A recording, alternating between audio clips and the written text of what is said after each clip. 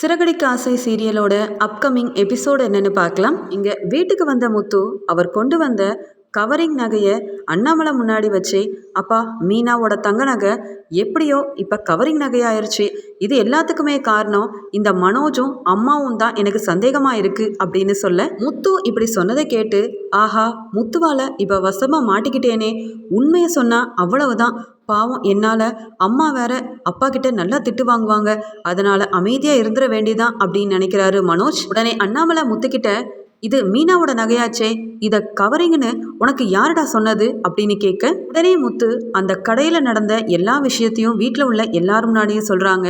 அப்போ தான் புரிய வருது, இங்கே விஜயாவால் தான் இந்த நகை இப்படி கவரிங் நகையாக மாறி இருக்கு அப்படின்றத அண்ணாமலை புரிஞ்சுக்கிட்டு, என்ன விஜயா எதுவுமே பேசாமல் அமைதியாக இருக்கே அப்படின்னு கேட்குறாரு. அதுக்கு விஜயா, இந்த நகை தங்க நகைன்னு சொல்லி தானே மீனாவுக்கு போட்டு விட்டாங்க அவங்க அம்மா, நீங்கள் எது கேட்கணுன்னாலும் மீனாக்கிட்டேயும் அவங்க அம்மா கிட்டேயும் தான் கேட்கணும், இந்த கவரிங் நகைக்கும் எனக்கும் எந்த விதமான சம்மந்தமும் கிடையாது அப்படின்னு சொல்லிடுறாங்க. உடனே முத்து ரவிக்கிட்ட, எனக்கு என்னவோ இந்த மனோஜ் மேலேயும் அம்மா மேலேயும் ரொம்ப சந்தேகமாக இருக்குது, ஆனால் இப்படி கேட்டால் கண்டிப்பாக இவங்க உண்மையை சொல்லவே மாட்டாங்க, ஏதாவது செஞ்சு மீனாவோட தங்க நகையை மறுபடியும் மீனாக்கிட்டேயே கொடுக்கணும் அப்படின்னு சொல்லும்போது, உடனே ஸ்ருதியும், இப்படி பண்ணா என்ன, பேசாம போலீஸில் ஒரு கம்ப்ளைண்ட் கொடுத்தா உடனடியாக மீனாவோட நகையை தேடி கண்டுபிடிச்சி கொடுக்க போகிறாங்க, இங்கே வீட்டில் உட்காந்து இப்படியே பேசிகிட்டு இருந்தா மீனாவோட தங்க நகையை பற்றி நம்மளுக்கு ஒரு விவரமும் தெரிய வராது, மீனாவோட தங்க நகை கிடைக்கணும்னா நம்ம கம்ப்ளைண்ட் கொடுத்தா மட்டும்தான் கிடைக்கும் அப்படின்னு ஒரு ஐடியா கொடுக்குறாங்க. உடனே ரவி ஸ்ருதிக்கிட்ட,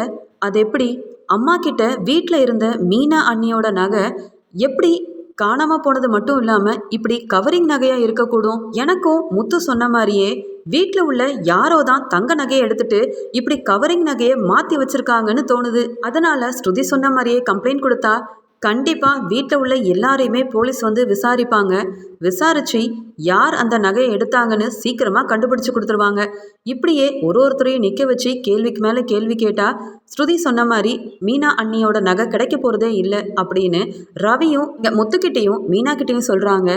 இப்படி போலீஸ்க்கு போக போகிறாங்களோ அப்படின்ற பயத்தில் இங்கே மனோஜோட முகம் எல்லாம் வேர்த்து கொட்டுது.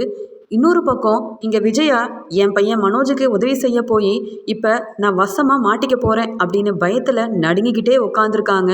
இதை பார்த்த முத்து, என்னம்மா இவ்வளோ நேரம் ரொம்ப சந்தோஷமாக சிரிச்சுக்கிட்டே இருந்தீங்க, இப்போ போலீஸ்க்கு போக போகிறோன்னு சொன்ன உடனே நீங்களும் மனோஜும் ரொம்ப பயந்த மாதிரி இருக்கீங்களே, இப்பயும் ஒன்றும் கெட்டு போகலை, யார் மீனாவோட நகை எடுத்தான்ற உண்மையை சொல்லிட்டாங்கன்னா அப்புறம் போலீஸ்க்கு போக வேண்டிய அவசியமே இருக்காது அப்படின்னு முத்து எவ்வளவோ விஜயா கிட்டேயும் மனோஜ்கிட்டையும் பேச்சு கொடுத்து அவங்க வாயிலிருந்து உண்மையை வர வச்சிடலாம் அப்படின்னு நினைக்கிறாரு. ஆனால் பயத்தில் இங்கே மனோஜும் விஜயாவும், எங்களுக்கும் இந்த நகைக்கும் எந்த சம்மந்தமும் இல்லை, எங்களுக்கு இதை பற்றி எதுவுமே தெரியாது அப்படின்னு சொல்லிட்டு அமைதியாக இருந்துடுறாங்க.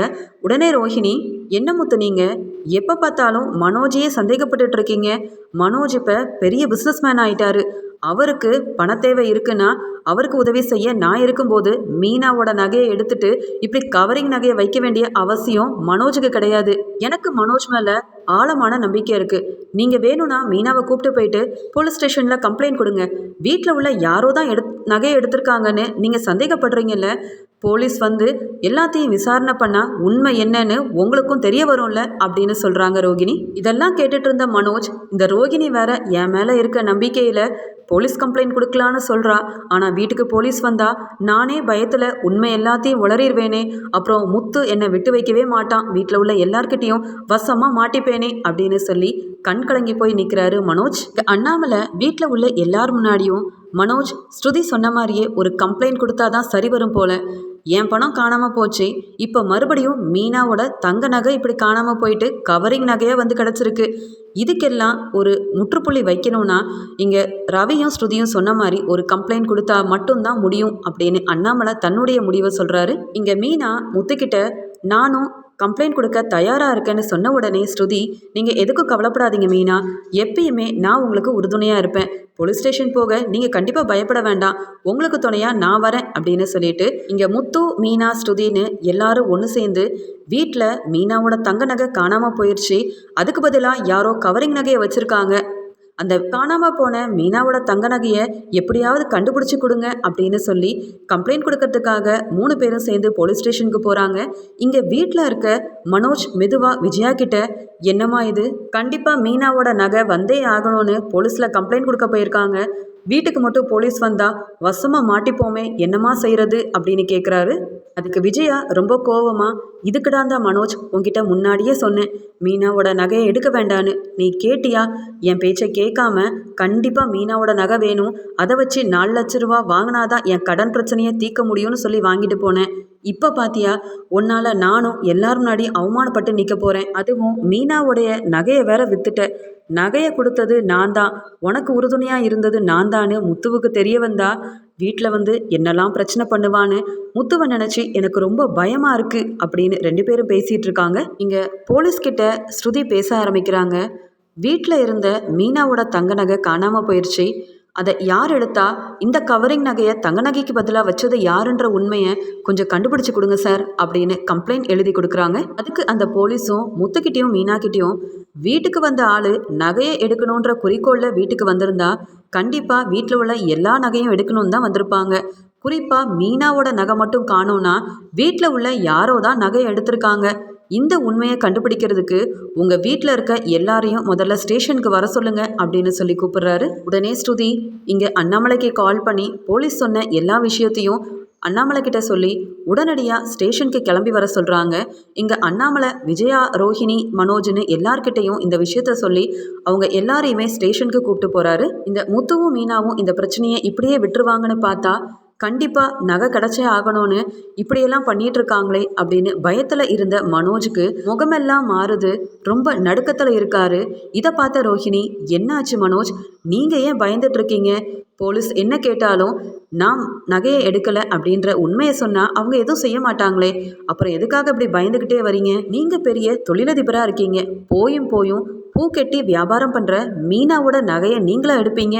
அந்த முத்துவோட முகத்தில் கரிய பூசணும்னா போலீஸ் கண்டிப்பாக அந்த நகையை யார் எடுத்தாங்கன்னு இவங்க 2 பேருக்கும் கண்டுபிடிச்சி சொன்னால் மட்டும்தான் இனி எல்லாரும் முன்னாடியும் உங்களை அவமானப்படுத்தி பேசவே மாட்டாங்க அப்படின்னு மனோஜ் தான் அந்த நகையை எடுத்திருக்காரு அப்படின்ற விஷயம் தெரியாத ரோஹிணி மனோஜ் மேலே இருக்கிற நம்பிக்கையில் பேசிக்கிட்டே போகிறாங்க. ஒரு பக்கம் விஜயா, வீடாக இருந்தால் கூட வீட்டில் உள்ள எல்லார்கிட்டையும் பேசி சமாளிக்கலாம், ஆனால் போலீஸ்கிட்ட என்ன பொய் சொல்லி சமாளிக்கிறது, மாட்டிக்கிட்டேன்னா அப்புறம் அவ்வளவுதான் அப்படின்னு பயத்தில் எல்லாரும் அங்கே போலீஸ் ஸ்டேஷனுக்கு போக அங்கே ஸ்டேஷனுக்கு வந்த எல்லாரையுமே கூப்பிட்டு உட்கார வச்சு ஒருத்தரையாக கூப்பிட்டு விசாரிக்க ஆரம்பிக்கிறாங்க.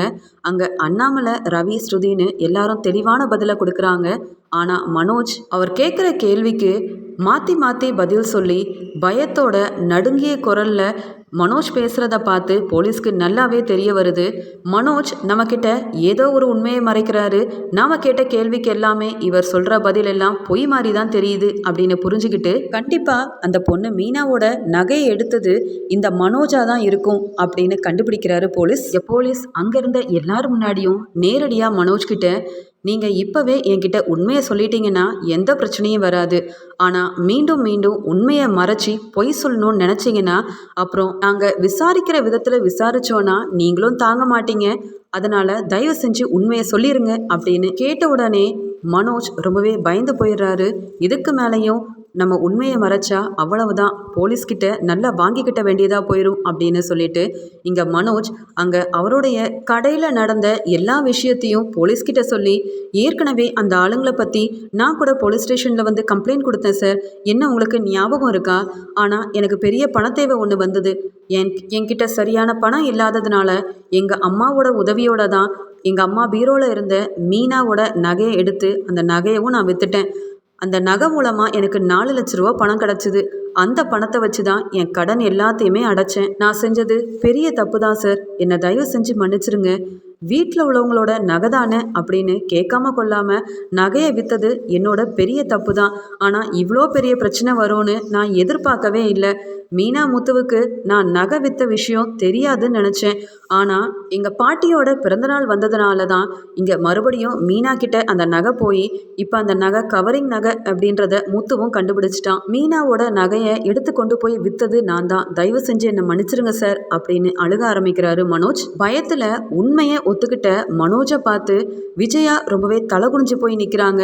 எப்போ பார்த்தாலும் இந்த மனோஜுக்கு உதவி செய்ய போய் இவன் கூட சேர்ந்து நானும் அவமானப்பட்டு தலகுனிஞ்சு தான் நிற்க வேண்டியதாக இருக்குது அப்படின்னு விஜயா நினைக்க, இன்னொரு பக்கம் ரோஹிணி இப்படி மனோஜ் செஞ்சிருக்கவே மாட்டாருன்னு நம்பிக்கையாக பேசிகிட்டு இருந்தபோது இப்படி மனோஜ் உண்மையை போட்டு உடச்சதெல்லாம் கேட்டு ரொம்பவே அதிர்ச்சி அடைகிறாங்க. உடனே ஸ்ருதி அண்ணாமலை கிட்ட, பார்த்தீங்களா அங்கிள், வீட்டில் முத்து எல்லாரையும் நிற்க வச்சு இந்த நகை யார் எடுத்தான்னு எவ்வளவோ கேள்விக்கு மேலே கேள்வி கேட்டார்.